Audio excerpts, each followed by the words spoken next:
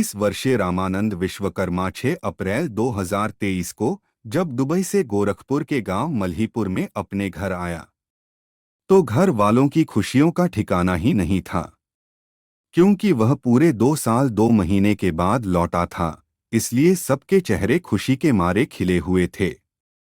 कोई दौड़कर उसे बिस्कुट पानी ला रहा था तो कोई उसके हाथ से अटैची लेकर उसके कमरे में रख रहा था।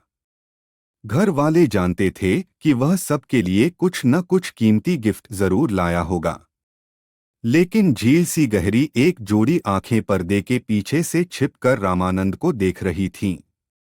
रामानंद को ऐसा लगा था जैसे उसे कोई पर्दे के पास खड़ा एकटक देखे जा रहा हो।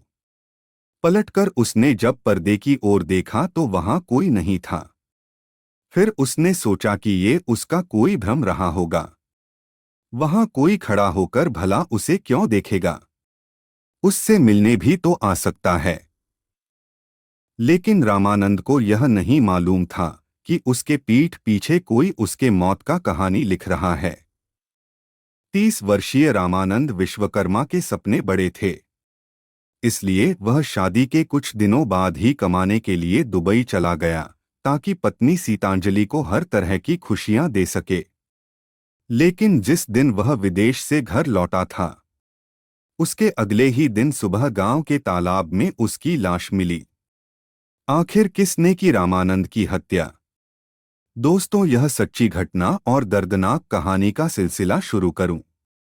इससे पहले चैनल पर नए हैं तो चैनल को सब्सक्राइब कर दें, साथ में अपना प्यार और आशीर्वाद बनाए रखें। नमस्कार, आदाब। उत्तर प्रदेश के गोरखपुर में मल्हीपुर के रहने वाले रामानंद विश्वकर्मा की शादी दिसंबर 2020 में चिलुआताल निवासी सीतांजलि से हुई थी। वह शादी के बाद फरवरी 2021 में दुबई चला गया।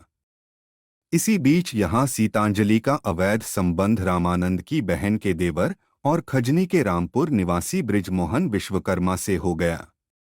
जब 3 माह पहले महिला को पति के वापस आने के बारे में जानकारी मिली तो उसने बृजमोहन को भी इस बारे में बताया।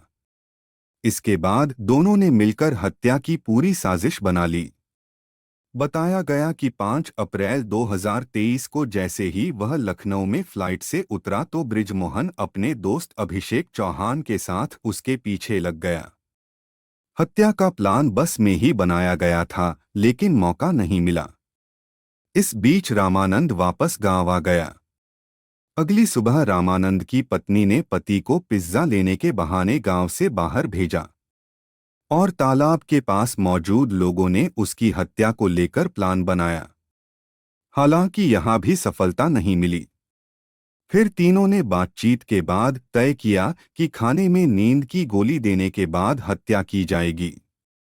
प्लान के अनुसार बृजमोहन ने ही प्रेमिका को नींद की गोली लाकर दी थी, जिसके बाद पत्नी ने रात में पूरे परिवार के खाने में गोलियां मिला दीं। रामानंद नींद की गोली और शराब के नशे में बेहोश हो गया। उसके बाद ही हत्या की वारदात को अंजाम दिया गया। रात के 1 बजे बृजमोहन साथी अभिषेक संग छत के रास्ते घर में दाखिल हुआ, जिसके बाद सीतांजलि ने पति का पैर पकड़ा और अभिषेक सीने पर बैठ गया। फिर बृजमोहन ने दुपट्टे से गला दबा दिया। दुपट्टे से गला कसकर हत्या करने के बाद तीनों ने शव को तालाब में जाकर फेंक दिया और फरार हो गए। इस मामले में पोस्टमार्टम रिपोर्ट के आधार पर ही हत्या की बात सामने आई है। पुलिस ने जब रामानंद के घर की तलाशी ली तो पत्नी के कमरे से एक डायरी मिली, जिसमें पत्नी ने पति से संबंध खराब होने की बात लिखी थी।